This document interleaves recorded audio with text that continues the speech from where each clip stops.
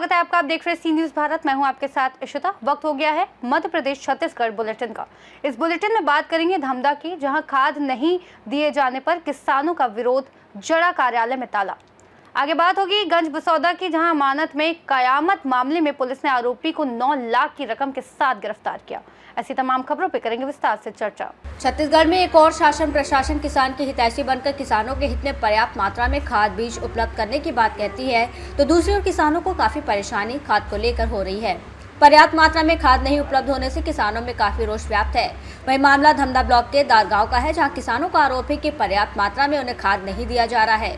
वही खाद आने पर बड़े किसानों को लाभ पहुंचाने पर्याप्त मात्रा में समिति प्रबंधक द्वारा कर्मचारियों द्वारा खाद को वितरण कर दिया गया है, जिसके लिए समिति में सुबह से बवाल मचा हुआ है, जहाँ किसान समिति में तालाबंदी कर विरोध जता रहे हैं और खाद के वितरण में रोक लगा दी। क्या बवाल मचा किसानों का? ये किसानों को खाद के लिए बवाल मचाया है, खाद नहीं मिल रहा है करके, और कर्मचारी लोग जो बांट रहे खाद अपने हिसाब से वो बांट रहे हैं, और खाद जितना है उसके जिस ढंग से बनेगा ऐसे अपने हिसाब से लोग बांट रहे हैं। अभी आप बता रहे कि बांट रहे करके, यहाँ जानकारी ये मिल रहा है किसानों द्वारा कि 385 बोरी जो यहाँ खाद आया है, 385 बोरी खाद में 85 बोरी खाद यहाँ प्राप्त नहीं हो पाया है। कोई कुछ लोग ले जा चुके हैं, लेकिन 300 बोरी और अभी तक आवंटन नहीं हो पा रहा है।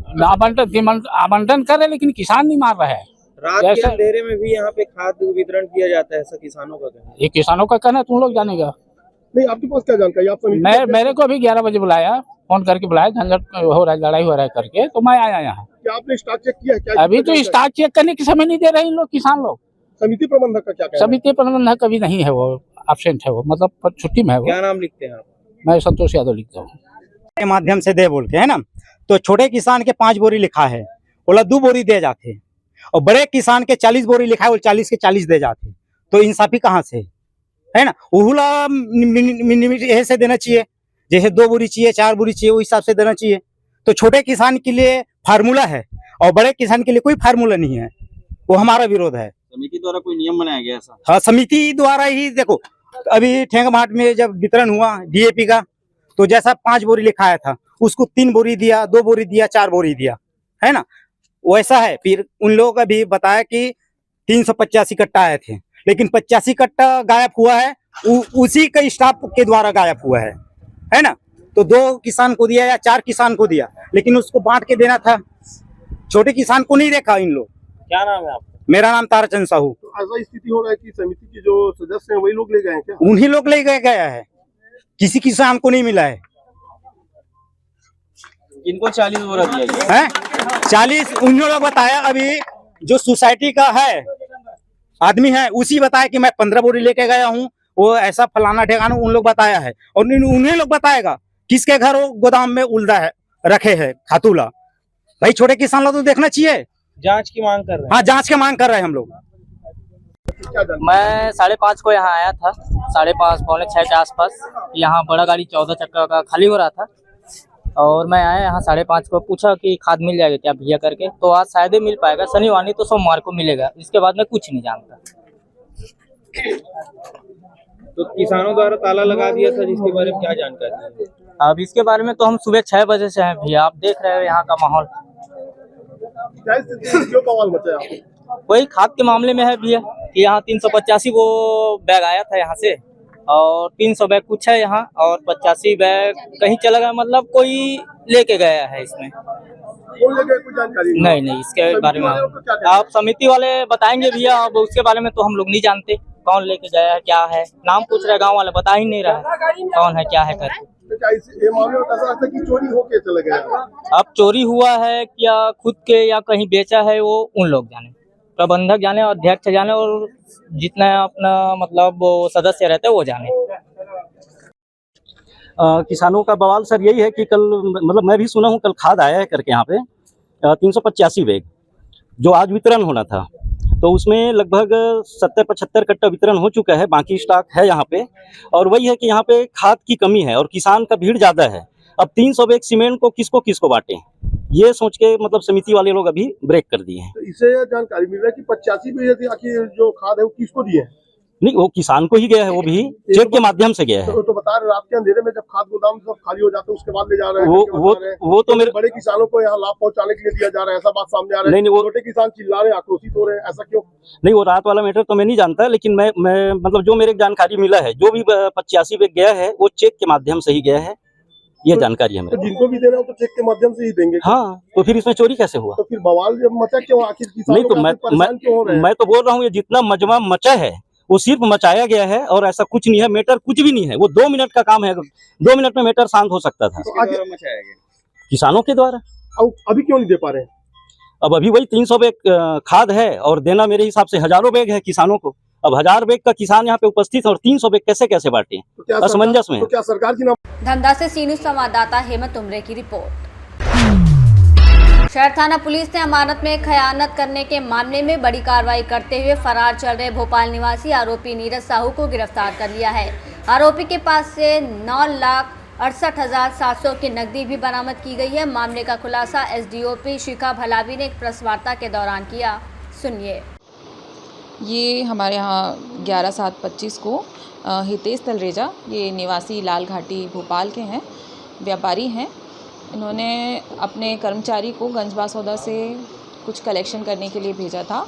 कर्मचारी करीब 9,68,700 रुपये गंजबासौदा से कलेक्ट करके फ़रार हो गया था, जिसकी सूचना हमें मिली थी और सूचना मिलते ही हम लोगों ने अमानत में खयानत की रिपोर्ट 491/2025 अपराध क्रमांक और धारा 316(2) BNS के तहत प्रकरण पंजीबद्ध किया और हमारे एसपी महोदय श्री रोहित कासवानी सर और हमारे अतिरिक्त पुलिस महोदय के विशेष मार्गदर्शन में हम लोगों ने एक टीम गठित की और टीम ने तत्परता से काम करते हुए आरोपी को छतरपुर में ढूंढा। मुखबिर की सूचना पर छतरपुर से ये भाग गया। उसके बाद हमारी साइबर की टीम और अन्य टीम ने हम इसको दबिश देकर दूसरे स्थान से पकड़ा और करीब इसके पास से 9,40,000 रुपये की राशि बरामद करी है। गंजबसौदा से सी न्यूज़ संवाददाता हेमंत आनंद की रिपोर्ट। शाहनगर थाना क्षेत्र के अंतर्गत आने वाले बिसानी और उमरिया ग्याबार के बीच स्थित दुबहा नाला एक दर्दनाक हादसे का गवाह बना। शुक्रवार रात करीब 9 बजे तंबाकू बेचकर लौट रहा 14 वर्षीय किशोर अनुज कुमार चौधरी नाले के तेज बहाव में बह गया। जानकारी के अनुसार किशोर ऑटो वाहन से लौट रहा था, जिसमें कुल 5 लोग सवार थे। वाहन दुबहा नाला पार करते समय तेज बहाव में पलट गया। हादसे में ऑटो में सवार 4 लोग सकुशल बाहर निकल आए, लेकिन अनुज लापता हो गया। परिवार और प्रशासन की सूचना पर एनडीआरएफ की टीम द्वारा रेस्क्यू ऑपरेशन चलाया गया। शनिवार दोपहर करीब 1 बजे किशोर का शव बरामद किया गया। शव का पोस्टमार्टम कराया गया और परिजनों को सौंप दिया गया। परिजनों ने गंभीर आरोप लगाए हैं कि मृतक अनुज तंबाकू बेचकर लौट रहा था और उसके पास अच्छी खासी रकम थी, लेकिन जब उसका शव बरामद हुआ तो उसकी जेब में एक भी पैसा नहीं मिला। परिजनों ने पैसे गायब होने की आशंका जताई है। फिलहाल पुलिस पूरे मामले की जांच में जुटी है। नाम है आपका? गुड्डा नाम है हमारा। तो क्या कहना चाहते हो? लड़के के जेब में पैसे ऐसी कुछ बात? भाई वहाँ से निकाले हैं, इसके बाद में जेब में यहाँ ऑटो में रखे हैं। इसके बाद में जेब में उनके घर के सदस्यों ने देखा तो चैन उनकी जेब में बंद मिली। हाँ, उसके जेब में 1 रुपया नहीं मिला। अच्छा। बस उसके बाद आते समय हंसाने लगा हम लोग। बस आप क्या कह रहे हो? ईमान जी को अनुज कुमार चौधरी सहारनपुर के बाजार में तंबाकू बेचने गया था। उसकी बिक्री करीबन 4,000 रुपये की होती थी। हाँ, और हुई होगी। हाँ, और जब उसको वो मृतक हो गया है पानी में डूबने पर, तब उसके जेब देखे गए हैं तो 1 रुपया उसकी जेब में नहीं मिला है। और साथ ही लोगों से हमको संदिग्ध होती है, जो साथ में उनके लोग रहे हैं, कि इनके द्वारा ये स्थिति की गई होगी, क्योंकि उसके जेब में 1 रुपया नहीं मिला है। क्या नाम है? ठीक है, मेरा नाम सपलाल चौधरी। रिश्ते में क्या लगता था आपका? मेरा नाती है। ठीक। क्या घटना हुई थी भैया? बाजार करने गया था मेरा बच्चा तो पान के उनने ऊपर रेपटा के पुल पानी ज़्यादा था, उनने ज़्यादा पानी में पैरा दिया, वो टेम्पो से नीचे गिर गया। हाँ, जिससे मौत हो गई मेरे बच्चे। घटना कितने बजे की थी ये? घटना 9 बजे रात की है। अच्छा। और अभी पुलिस कितने टाइम पहुंची थी मौके पे? पुलिस पहुंची है सवेरे 10 बजे। अच्छा, फिर बाद में कहाँ पे मिला लड़का आपका? लड़का पानी के अंदर मिला। घटना स्थल से लगभग कितनी दूरी रही होगी? रिप्टा से कम 1 किलोमीटर। 1 किलोमीटर दूर। चलो, क्या नाम है आपका? भारत चौधरी। लड़के का क्या नाम है? मानव चौधरी। कहाँ से हो? शाहपुर कला। पन्ना से सी न्यूज़ संवाददाता मोहम्मद रफ़ी की रिपोर्ट। सीहोर पुलिस की साइबर सेल द्वारा गुम हुए मोबाइल फोनों की खोज के लिए एक विशेष अभियान चलाया गया। इस अभियान के तहत जिले के विभिन्न थाना क्षेत्रों से प्राप्त शिकायतों और आवेदन पत्रों के आधार पर साइबर सेल और मैदानी टीमों द्वारा संयुक्त प्रयास किए गए। इसी क्रम में साइबर सेल और मैदानी क्षेत्र की इकाइयों के 2 माह के प्रयासों के बाद गुम मोबाइल की तकनीकी माध्यम से खोज की गई, जिसमें कुल 165 स्मार्टफोन बरामद हुए, जिनकी अनुमानित कीमत लगभग 25 लाख रुपए है। पुलिस अधीक्षक दीपक कुमार शुक्ला और अतिरिक्त पुलिस अधीक्षक सीहोर सुनीता रावत द्वारा उनके वैध मालिकों को विधिवत रूप से सुपुर्द किए गए। इस अवसर पर छात्र छात्रा, वरिष्ठ नागरिक सहित विभिन्न वर्गों के लोग मौजूद रहे। सभी ने मोबाइल प्राप्त कर जिला पुलिस और साइबर सेल का आभार व्यक्त किया और सराहना की। सर, आज ये मोबाइल जो लौटाए गए हैं सर, ये कितने गुम मोबाइल थे और क्या लागत के आज सभी लोगों को जो मोबाइल बांटे गए सर, नगर के लोगों को?